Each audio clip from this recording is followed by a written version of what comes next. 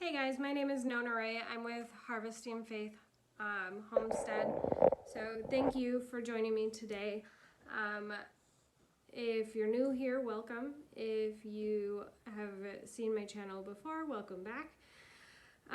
So today I am going to be making a caramel coffee syrup for you. I just wanted to go through the steps. It's a pretty easy syrup to make, and it's really, obviously it's coffee syrup, so you can put it in your coffee or you can put it in other things if you would like as well. It does not have any dairy in it, so I just leave it out on my counter when I'm done making it. We go through it probably every 3 or 4 days. The recipe doesn't make a whole lot, so I just make it a couple times a week, and then we have it as we need it. So let's get to it. Okay, so caramel syrup is really easy. In the pan here, I put 2 cups of sugar, and I am going to caramelize the sugar. So basically I just added 2 cups of sugar to the dry pan, and I will allow it to melt over the heat. And once it is fully melted and caramelized in color, then I will add about 1.5 cups of water and a splash of vanilla.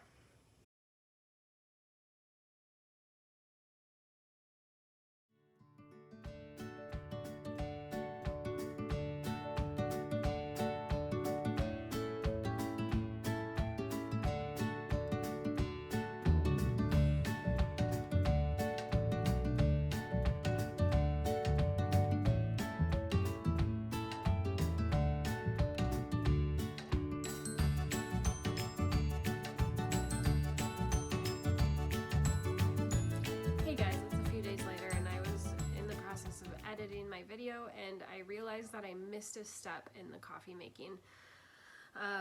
In between boiling the sugar and caramelizing it and adding the water. In the process of adding the water, the sugar like solidifies a little bit and it kind of gets all steamy and hot, and it just, the first few times that I made it, it really threw me off guard, so I figured I would jump in here. I have to make more caramel syrup tonight anyway, so I figured I would just get that little part on video and add it in so that you can see what that actually looks like. So if you make caramel syrup yourself, it doesn't like catch you off guard and freak you out, because it is very normal. It happens every single time I make the caramel syrup and add the water into the caramelized sugar. So I figured it would be important for you guys to see that too. Okay guys, we're getting to the point where the video is almost where it was at the end of that time lapse. Everything is melted. You can still see there's some pretty big chunks of sugar in here that needs to incorporate. So at this point I like to turn the water on and get it hot. You want the water very, very hot before you dump it into the sugar. And I will turn off the flame. If you have a coil or an electric grill or stove top, sorry, you'll want to move it to a different burner. Otherwise, once all the sugar is fully caramelized, it goes very fast and it burns very easily. So you'll want to turn it off or move it somewhere off the heat. That way it doesn't burn before you get to add in the water. Alright, here goes the first cup of water.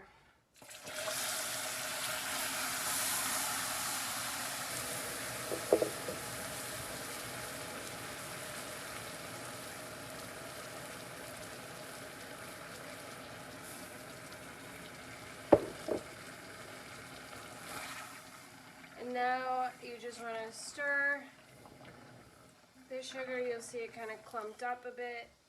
You'll stir it until it incorporates fully into the water. And at this point I'll turn the heat back on, and get it kind of back up to a simmer so that it can fully dissolve back into the water.